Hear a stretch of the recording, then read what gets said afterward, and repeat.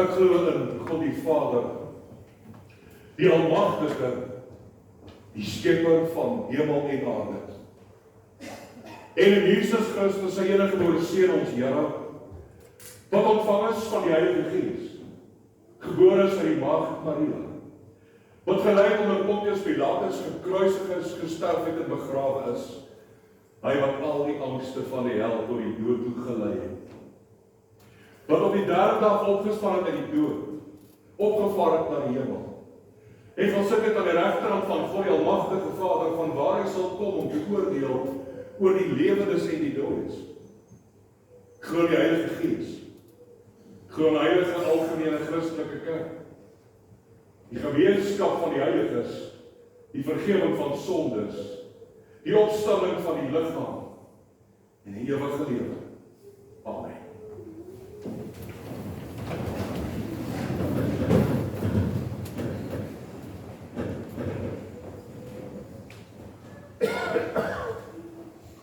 Lied 245, vers 1 en vers 3.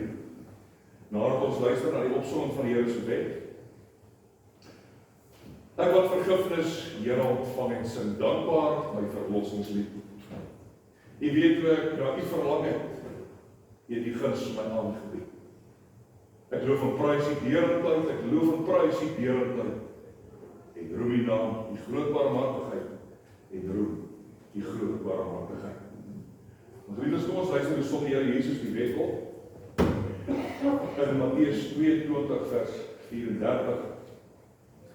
Toe die Fariseërs hoor dat Jesus die Sadduseërs die mond gesnoer het hulle by mekaar gekom, en een van hulle, 'n wetgeleerde, het hom met 'n vraag probeer vasdruk. Meneer, vra hy, wat is die grootste gebod in die wet? Jesus antwoord hom, jy moet die Here jou God lief hê met jou hele hart, met jou hele siel en met jou hele verstand. Dit is die grootste en die eerste gebod. En die tweede wat hiermee gelykstaat is, jy moet jou naaste lief hê soos jouself. En hierdie twee gebooie is die hele wet en profete saamgevat. Lied 245 vers 1 en 3.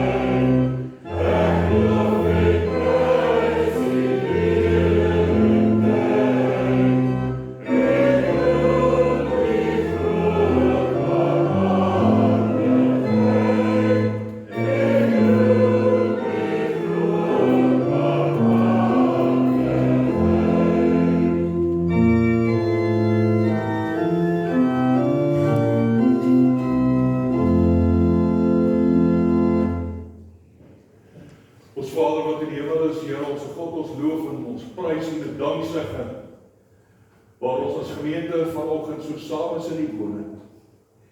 Hier op die eerste dag van die week, o Here, deur die Gees byeengeroep om U te loof en U te prys oor die groot ontferming, liefde, barmhartigheid en groot genade. Ons erken U, o Here, as skepper van hemel en aarde. Ons bely as koning van alle konings.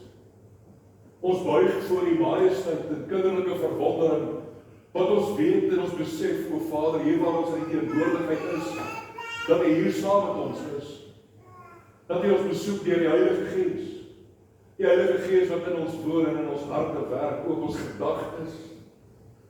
Dis ons gebed, o Here, dat U ons gedagtes sal verander, ons denke sal vernuwe, dat ons die fyn aanvoeling sal hê om te kan onderskei waarop dinge werklik neerkom en aankom. Dat ons hele lewe op U sal instel en rig. Dat ons doel so sal fokus dat dit altyd sal strek tot verblyding van die Vader, verheerliking van die driemaal heilige naam, tot uitbouing van die koninkryk. Dankie, o Here, ons mag lede wees van 'n gemeente, die bruid van ons Here Jesus Christus. Dankie dat U ons in hierdie gemeente ook seën met die nodige talent en gawes en middele. Dat ons amper vir 100 jaar, o Here, soos 'n helder verligte stad op 'n hoë berg, die genadelig van die evangelie kan uitskyn en uitstraal in 'n gemeenskap waar U ons roep. Ons is dankbaar, o Here, dat ons vanoggend ook mag uitsien na die verkondiging van U woord. Dankie dat ons in eerdiens mag wees sonder dat ons vervolg word. Ons dink aan soveel ander broers en susters oor die lengte en breedte van die wêreld dat ten bloede toe, ja, die dood toe vervolg word, omdat hulle durf waag om Jesus Christus as Here te bely.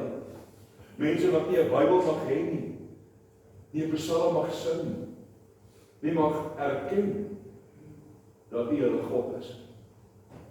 O Vader, wil U dat ons sal besef wat 'n voorreg dit is om so saam te mag kom, onverhinderd. Seën die verkondiging van die woord. Laat dit werklik ingang vind in ons hart. Want Here, ons wil nie net hoorders wees nie, maar daders. Ons wil dit wat U ons leer uitleef in die praktyk van ons alledaagse lewe. Want U woord is die lewe. Leer ons hoe om te lewe. Gee ons lewe. Maar Vader, ons moet ook erken dat ons sondaars is. En dat ons sonder die vergifnis, en sonder die vryspraak en die versoening van Jesus Christus verlore is. En daarom vra ons dat ons, vol van die Heilige Gees, sal erken en bely dat ons nie die gebooie gesondig het en dat ons U nodig het om ons te verlos en salig te spreek. Here, wil U ons gebede verhoor? Wil U ons vrede gee? Daardie vrede wat alle verstand te bowe gaan. Daardie vrede wat oor hart en sinne die wag. In Jesus Christus naam bid ons dit. Amen.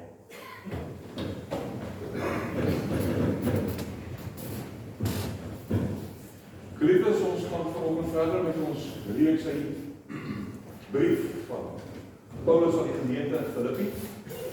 Filippense 4 van vers 4 tot 9. Tot dusver het ons in hierdie kort reeks het ons al reeds 8 redes gehad wat die apostel Paulus doen as redes vir 'n Christen om oor dankbaar, bly, vol vreugde en blydskap te wees. En vanoggend gaan hy verder borduur op hierdie tema en kom ons eintlik by die sentrale tema van die hele brief. Filippense 4 vers 4. Wees altyd bly in die Here, ek herhaal, wees bly. Filippense 4 van vers 4. Wees altyd bly in die Here, ek herhaal, wees bly. Wees onskuldig teenoor alle mense, die Here is naby. Moet oor niks besorg wees nie, maar maak in alles julle begeertes deur gebed en smeking en met danksegging aan God bekend. En die vrede van God, wat alle verstand te bowe gaan, sal oor julle harte en gedagtes die wag hou in Christus Jesus.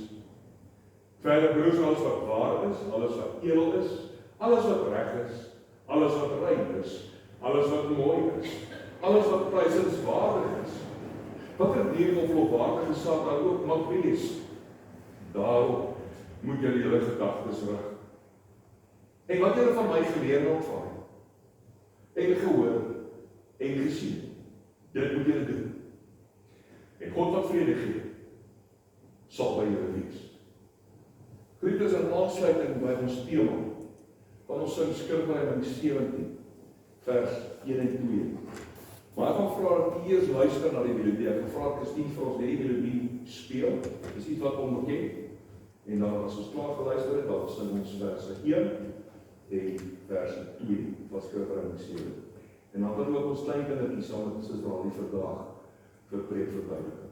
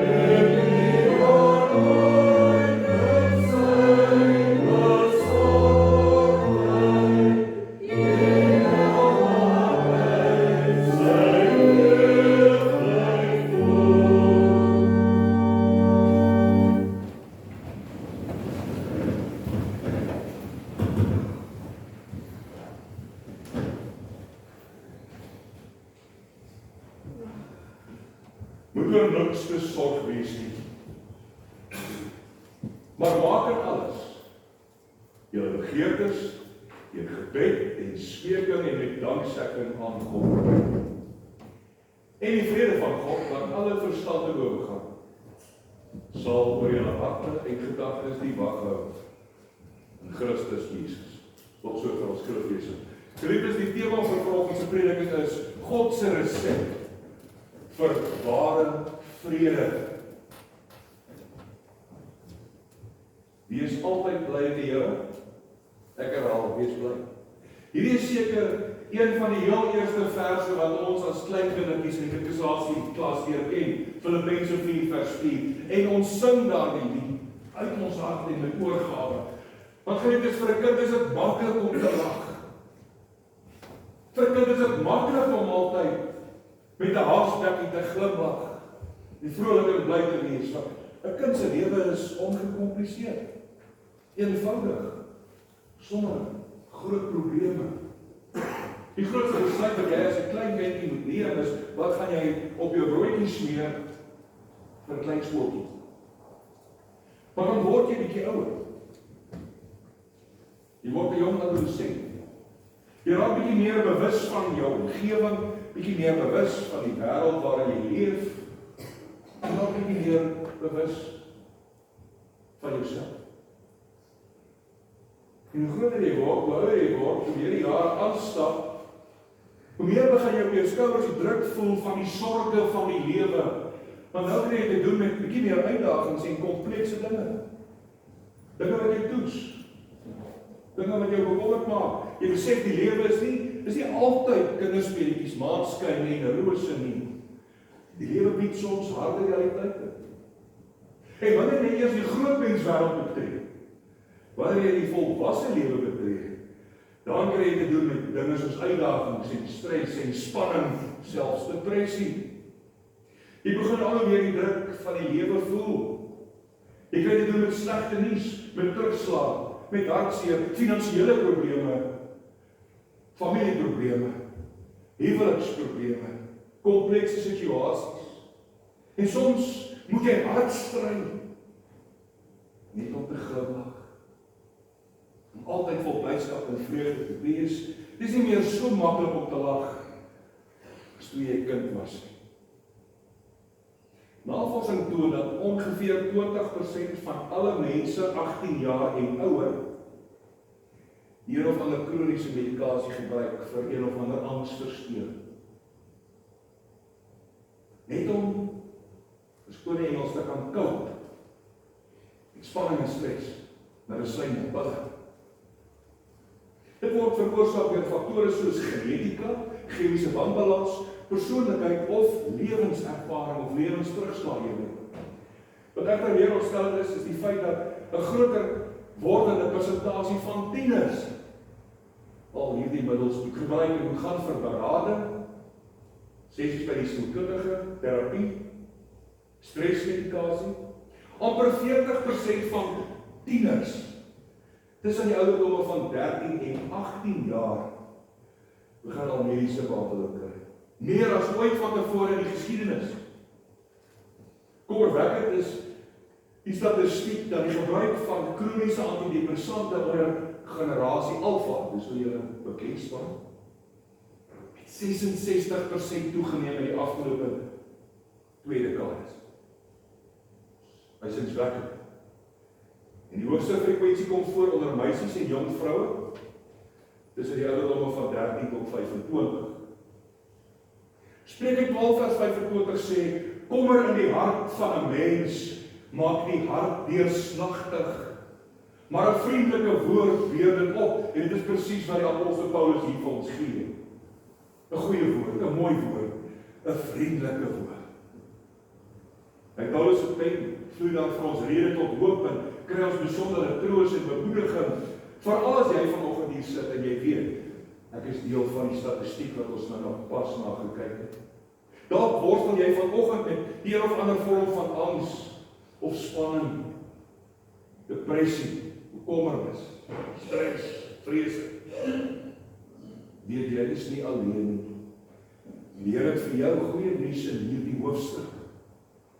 Paulus gee vir ons 'n rede waarom hy altyd bly is in die Here en ek en jy ook kan bly wees in die Here. Omdat die Heilige Gees hier vir ons die teenmiddel, die kuur, die medisyne, die resep gee van ware vrede. Die teenmiddel teen angs, depressie, vrese en spanning. Kyk na vers 6, moet oor niks besorg wees. Die 2020 vertaling sê, moet oor niks bekommerd wees. Die blye boodskap vertaling sê, hou op om te sit en top en jou te bekommer. Dis seker een van die moeilikste dinge om vir iemand te sê, dat jy is vasgevang sit in daardie, kan ek sê, modder gesluit, van depressie, van bekommerd wees, van angs. As ek daardie persoon sê, wees altyd bly, glimlag, wees dankbaar, wees vrolik, alles in regkom, moet oor niks besorg wees. Dis amper soos om vir 'n emosionele vrou te sê, om nie emosioneel te wees. Glo my, dis gevaar.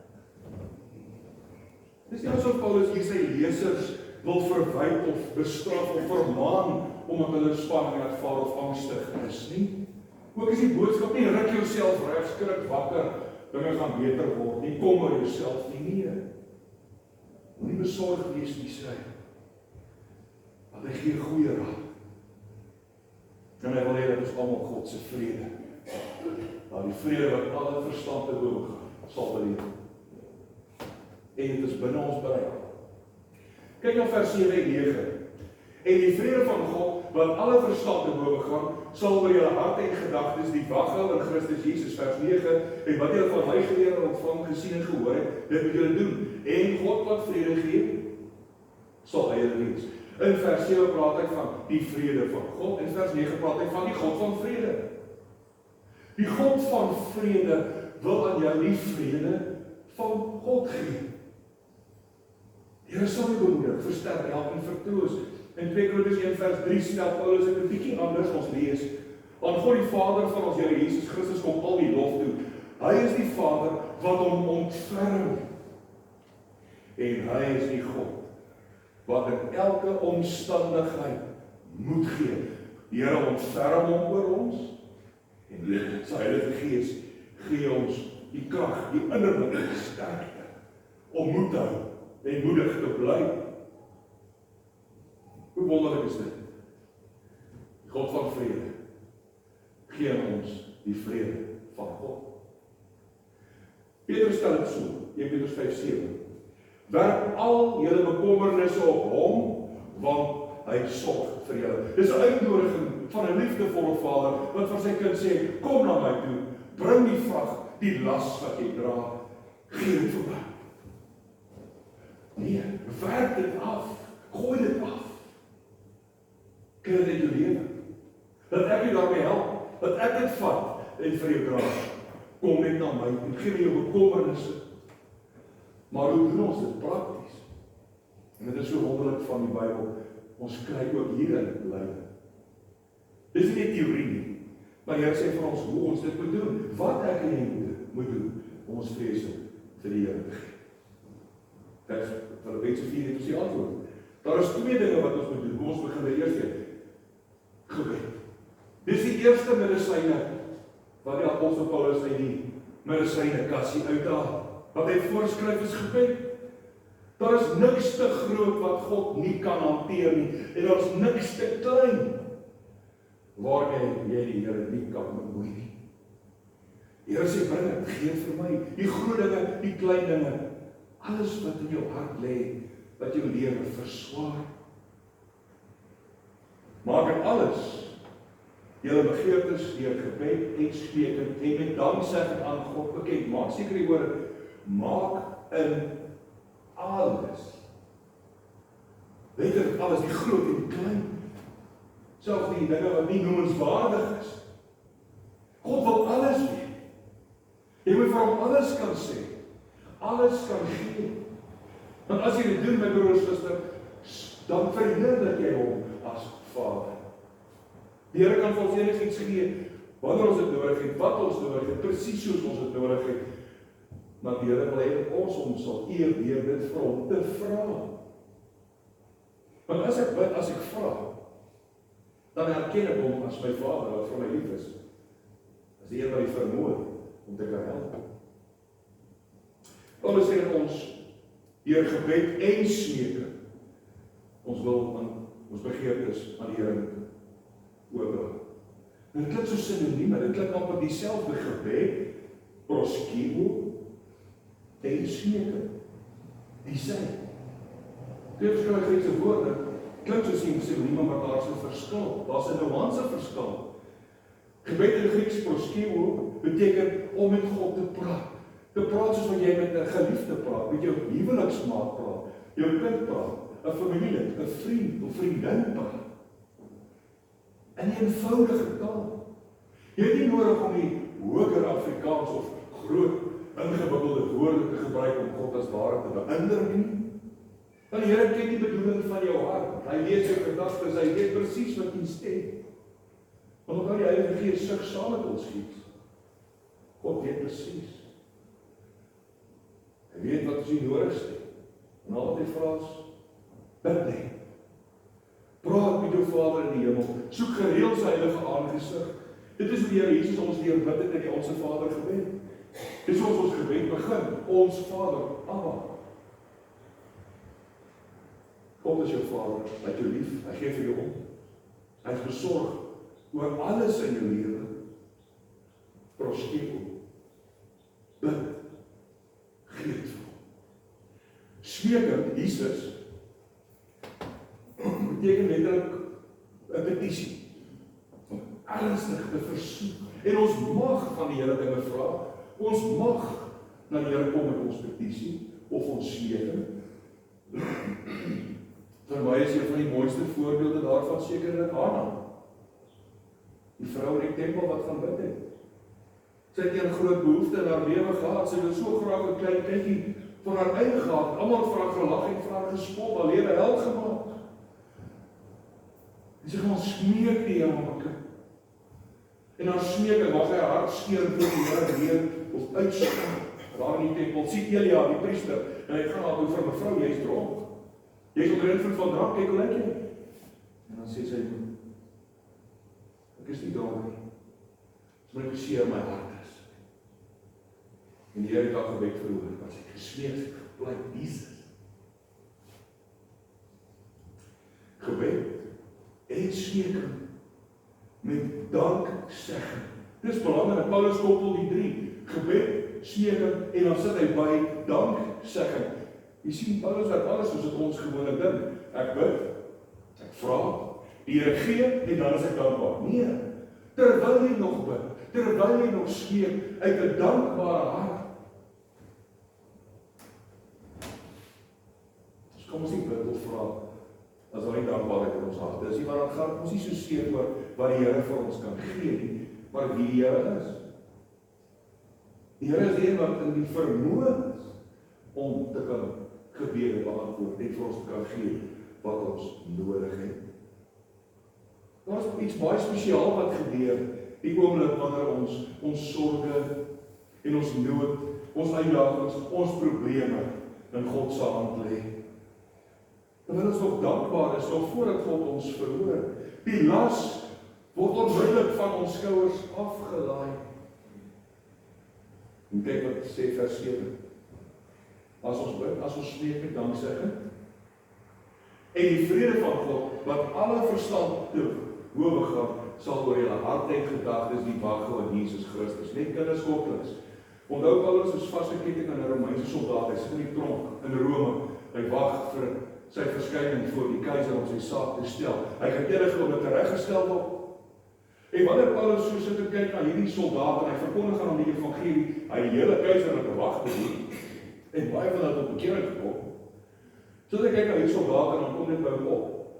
Soos wat 'n soldaat wag staan by 'n deur of by 'n ingang of by 'n poort en 'n soldaat toegang bepaal, jy mag inkom of jy moet buite bly. So sê hy, laat God deur sy Heilige Gees 'n wag uitsit in jou kop.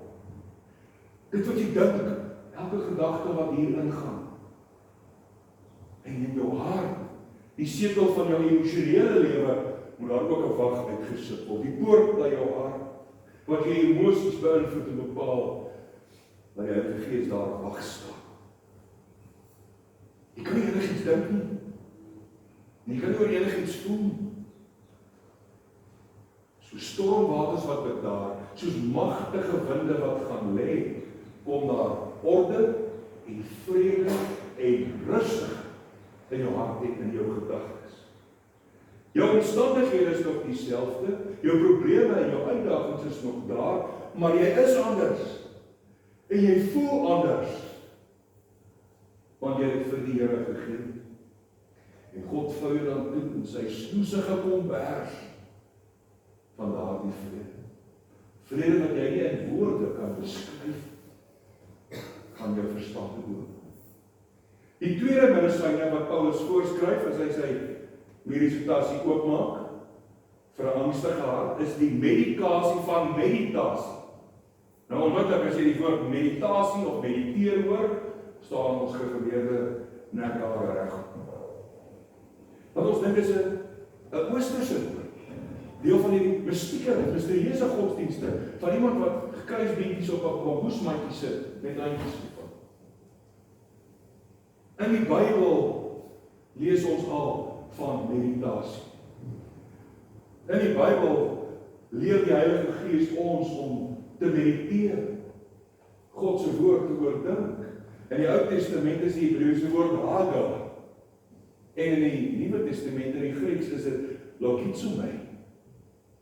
Nadink, oorpyns, jou gedagtes fokus en instel en rig op iets belangriks.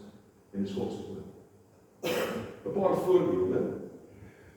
Psalm 1 vers 1 en 2. Dit gaan goed met die mens wat nie die raad van goddeloses volg nie, met sondags omgaan nie en met ligsinniges saamspaai. Maar wat in die woord van die Here sy vreugde vind en dit dag en nag oordink.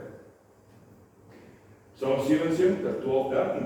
Ek wil dink aan die dade van die Here. Ja, ek wil dink aan die wonderdade van vroeër. Ek wil nadink oor al u werk, oor al u dade, pyns. Dink, nadink, pyns. Meditasie, mediteer. Psalm 19:8, 148, die hele nag lê ek wakker en ek oorpyns u woord. Waarom is dit so belangrik? Want broers, sodat die Here weet, waar word die grootste veldslae op geestelike vlakke gevoer? Hier in jou kop. Dit wat jy dink. Van die grootste wysgeers en filosowe sê ons, ek dink, daarom is ek. En dit wat ek dink, dit word ek. Soos ek dink, so is ek. En Paulus verstaan dit ook, en daarom skryf onder leiding van die Heilige Gees, dat ons gedagtes moet instel en rig en fokus op die regte dinge. En hy gee vir ons 'n lysie van 8. Alles wat edelbaar is, alles wat edel is, alles wat reg is, rein is, mooi is, deugdsaam, prysenswaardig en lofwaardig is. Fokus daarop. Dink daaraan. Geliefdes, dit werk, dis goed, dis nodig. Kom ons wees nou maar eerlik. Voor jy jouself kan kry, veral as jy alleen is op 'n stilte, vir 'n paar minute of 'n uur. Die gedagtes in jou kop. Voor jy jou kan kry, begin jou gedagtes met jou weggaan. Jy begin bekommerd raak oor die dieselprys en die petrolprys en die styging van inflasie, die styging van kos, die klere, die huis en doen dit, die lewe. Jy wonder maar, hoe gaan ek dit hierdie maand maak? Hoe gaan ek die draai maak? Hierdie jaar. Die kinders op universiteit, die kinders op skool. Jy raak bekommerd as jy begin dink oor die landsomstandighede, die politiek. Jy dink bietjie noord aan die oorloë tussen Rusland en Irak, Amerika en Iran. Onrustigheid onder die nasies. Jy begin dink oor jou toekoms, is daar nog vir my 'n toekoms in Suid-Afrika? Dis ons menslike aard. Ons dink soms slegte dinge. En ons verwag soms die ergste uitkoms. Wanneer ek, as ek myself voorberei op die ergste, is ek daar nie te geskok of teleurgestel. En as dit nie so erg is nie, dan is ek verlig. Het jy ook al opgeval dat die meeste slegte dinge wat ons verwag, dat die ergste uitkoms, dat het 90% van die tyd nooit realiseer? Wat is ons moet nie doen? Hou op om altyd die slegste te dink. Hou op om altyd die ergste te verwag. Op 'n ander plek sê hy in Petrus 10:5, ons neem elke gedagte gevange om dit aan Jesus Christus onderdanig te maak. Arresteer, gryp vas, blok elke pessimistiese, negatiewe, slegte gedagte. Bind dit vas. Sny dit uit. Prakties. As jy weet jy word negatief gestem deur die lees van 'n koerant of die kyk van die daaglikse nuus, skaal 'n bietjie terug. Skaal 'n bietjie af. Staan 'n bietjie terug. Dink aan dit. Of dan nog 'n vriendekring wat negatief is en die mense is negatief en morbied en pessimisties. Distansieer jouself 'n bietjie van daardie. Maak jouself 'n bietjie los van daardie goed. En omring jouself met positiewe, vrolike, energieke mense wat 'n lus het vir die lewe. En kyk hoe word jy verander. Maar bo alles, Paulus sê dit in Romeine 12:2, laat God julle verander deur julle denke te vernuwe. Dit is so belangrik vandag. Here, help my om anders te dink. Here, gee my 'n positiewe uitkyk op die lewe, 'n ander ingesteldheid.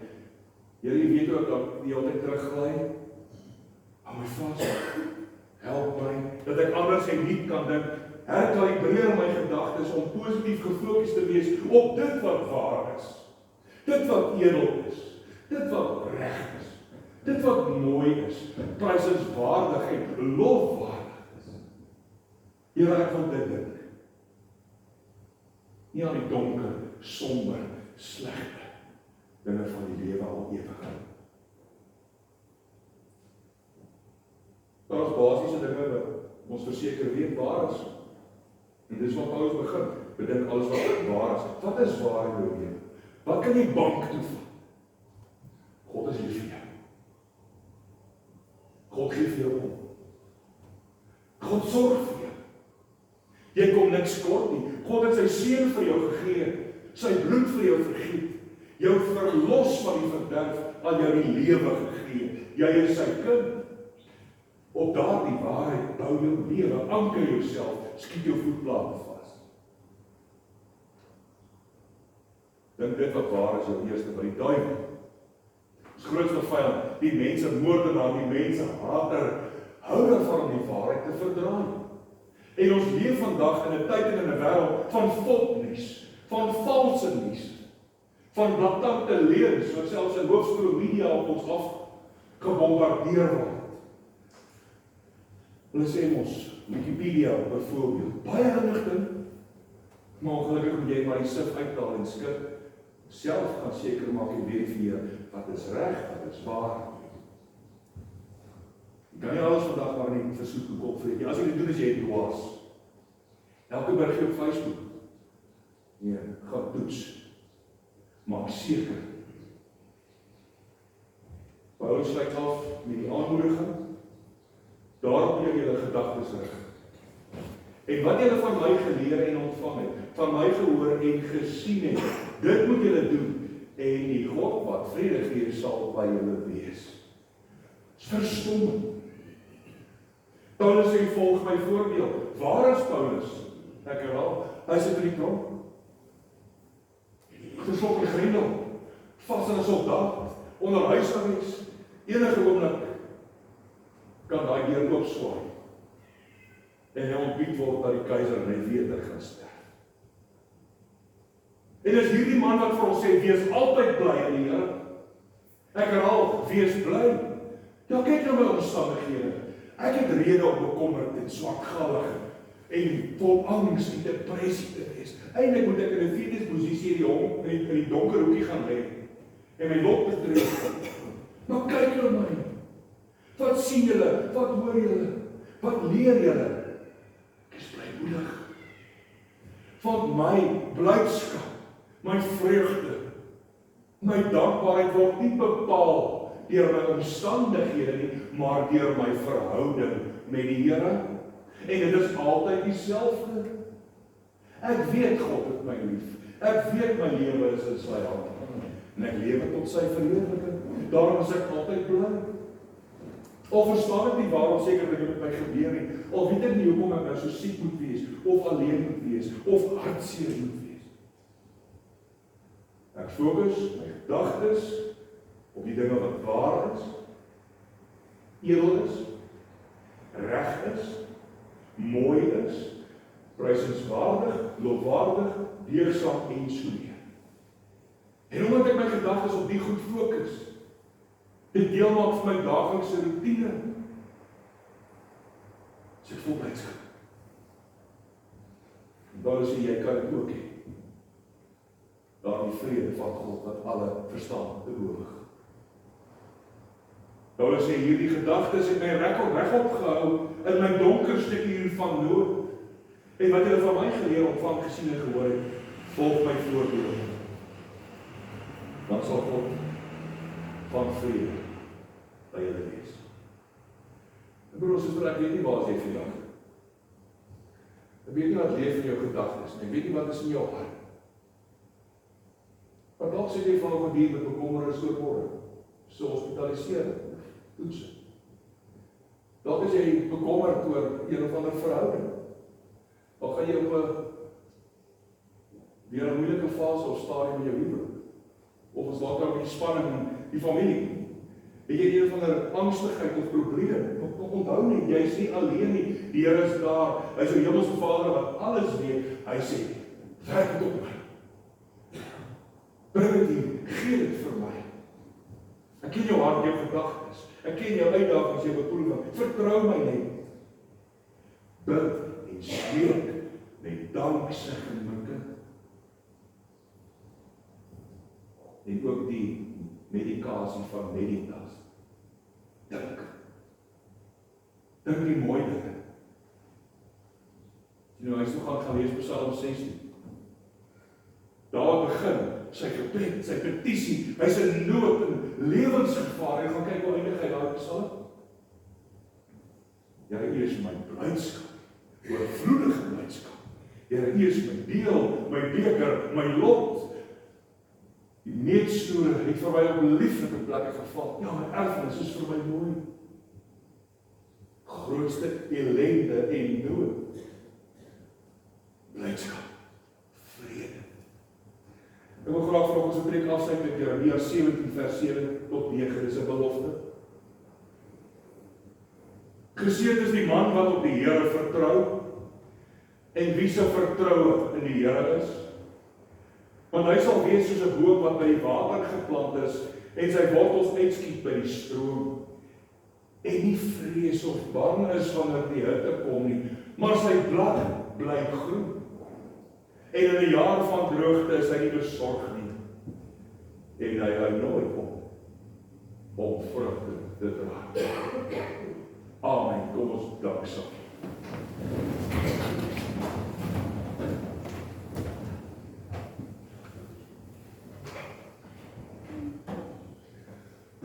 Blydskap, oorvloedige blydskap is daar in ons hart, o Hemelse Vader.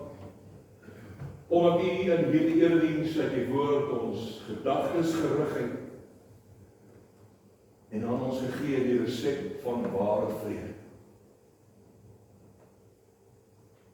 Bid en danksegging, gebed en smeking en die oorpeinsing van die woord. Dit is die twee lewensankers wat U vir ons gee in stormagtige tye. Dis die helder ligte kandelaar wat U helder laat skyn as dit donker is. Dankie dat ons mag vashou aan die waarheid dat U ons Vader is, dat U ons liefhet, dat U vir ons sorg, dat U altyd alles ten goeie vir ons laat meewerk, dat ons in Jesus Christus meer is as oorwinnaars, dat niks ons ooit uit die hart kan ruk nie. En so kan ons aangaan, o Here, belofte op belofte uit die woord. En dit is so nodig, veral in 'n dag en 'n tyd soos hierdie. Vader, ons het vanoggend gehoor hoe moeilik ons kinders en jong tieners dit het. In 'n wêreld wat al hoe meer eise stel en uitdagend raak, ons vra dat U met ons kinders sal wees en ons jong mense sal wees. Dat U hulle sal seën en sal toerus deur die krag en die werking van die Heilige Gees. O Vader, maar U ken ook die sorge van die lewe wat betref die volwasse lewe, waar ons al hoe meer te doen kry met die skerp kant van beproewing. Wil U ons ook deur die Heilige Gees deur geweldige stormwaters lei, dat ons nooit op die rotse sal eindig, maar saam met U en onder U leiding sal uitvaar na die oop water, waar dit rustig is en dan kalmte en vrede is. Dankie, o Here, vir die woord. Wil U gee dat hierdie woord ons sal dra deur die lewe. En wil gee dat elkeen van ons ook donderdag hier sal wees in die erediens saam.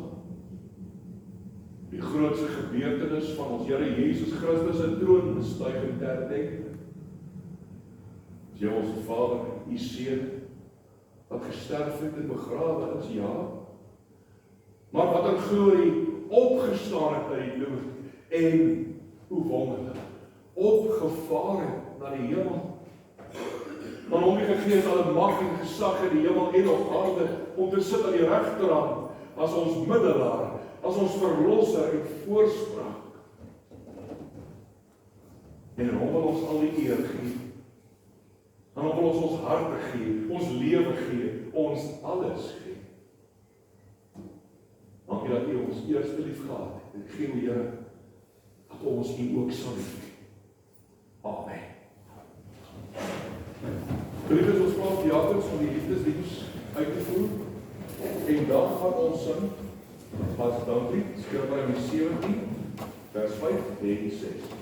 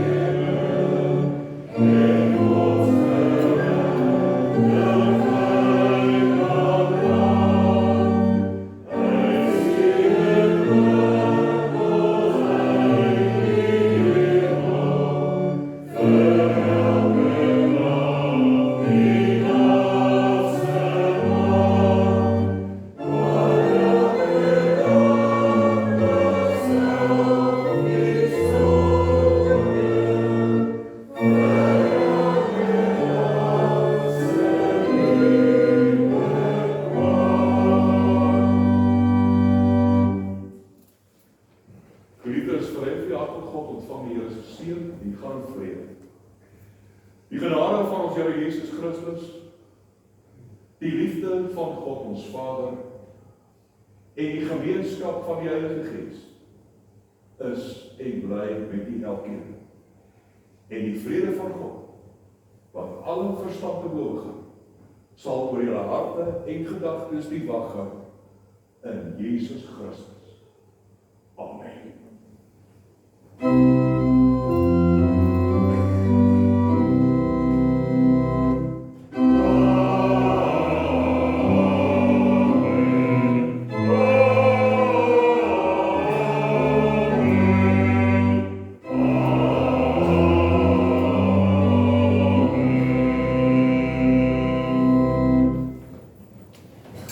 die susters om te bly sit, asseblief vir die kort vergadering.